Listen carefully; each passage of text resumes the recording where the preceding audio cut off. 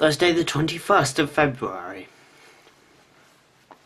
After his young daughter was impatient to see a photograph he took of her because she had to wait for it to be developed, Edwin Land was inspired to invent the Polaroid camera in 1947. Well, girls always seem to be impatient, but little Miss Land here did us quite a favour.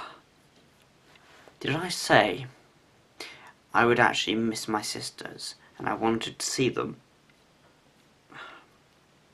Well, I must have been desperate. Sophia's eight friends were all here. It's like being back amongst Jason's chickens again. God, imagine if Claudia had all her friends here too. Friday the 22nd of February. The first helicopter to cross the English Channel was launched in 1959. And yet in 10 years we'll be strolling on the moon. Talk about progress, even better than those pilgrims.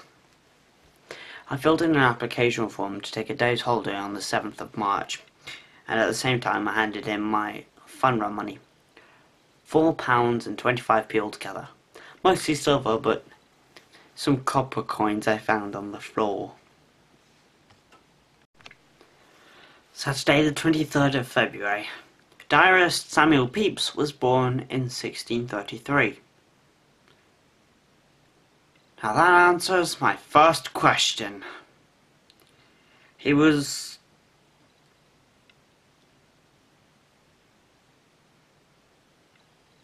"27 years old. It was 11 AM, and Mum, Dad and Sophia all went to the local indoor pool. I volunteered to, look after Topsy for the day. And at 12:09, somebody had come knocking on the door. Topsy was barking away madly in the living room, and I was upstairs having a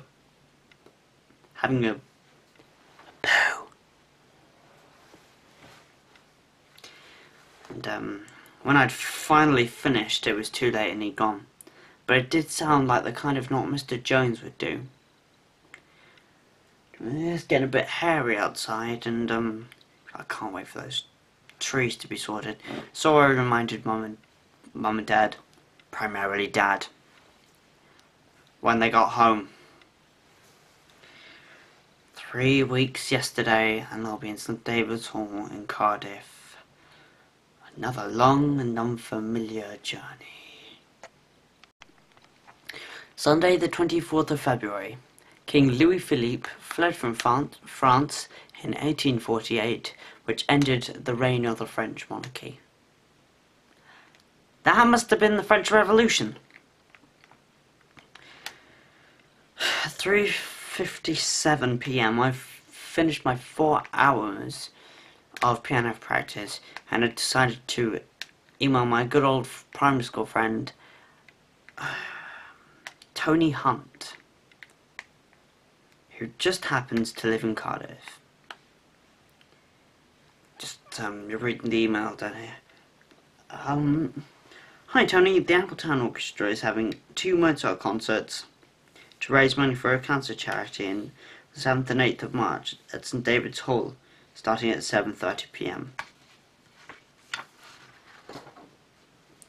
This Friday, our MD, Mr. Richards, is booking the Sandringham Hotel for his orchestra.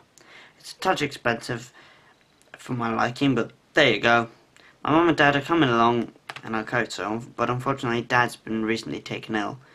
So I've got 2 tickets to spare for the Friday night performance. Hope we could meet up in town somewhere in 3 weeks' time. Bye for now. Clarence.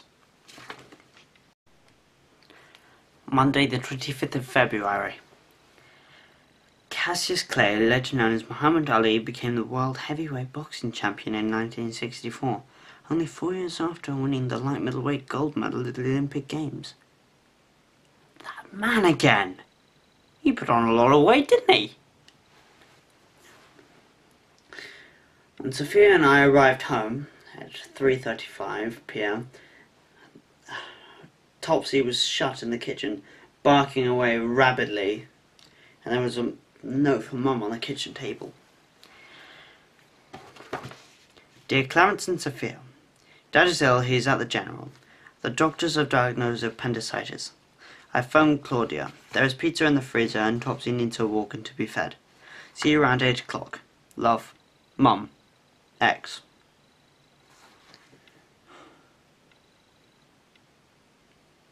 At least I received one bit of good news today.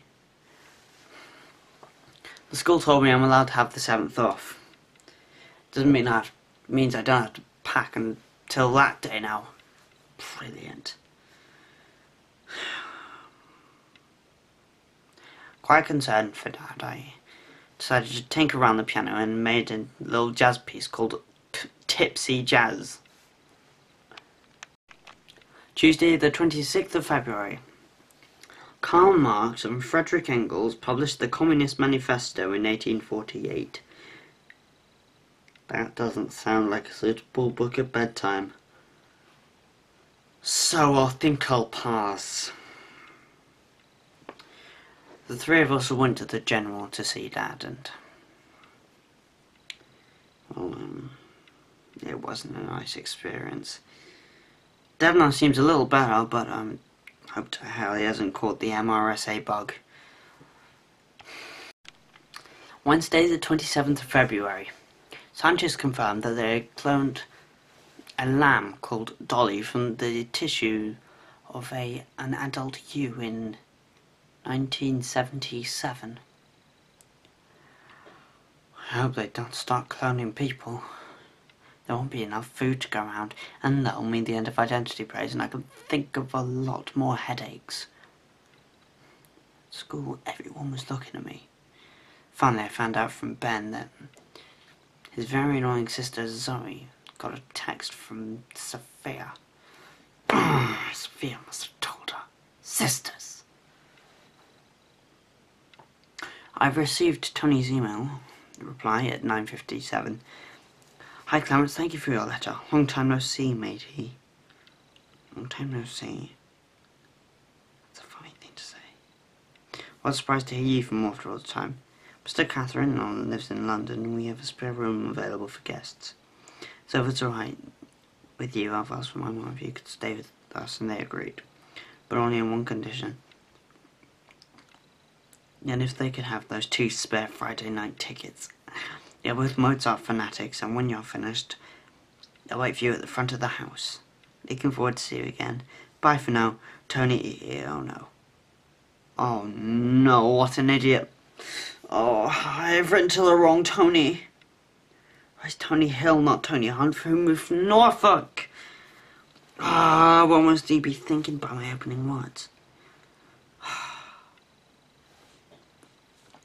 Not even how are you? I went straight in there. Whoops. Best thing right now is that I saved some money so I could stay over Tony's place for the night. I phoned Mr. Richards and told him about my new sleeping arrangements. Thursday the 28th of February. Iraqi forces were expelled from Kuwait in 1991. One of the girls from Class 10A was expelled for a month, last month, but she wasn't in Kuwait. Wherever that is. I couldn't find Dad's AA map or any other map of Europe.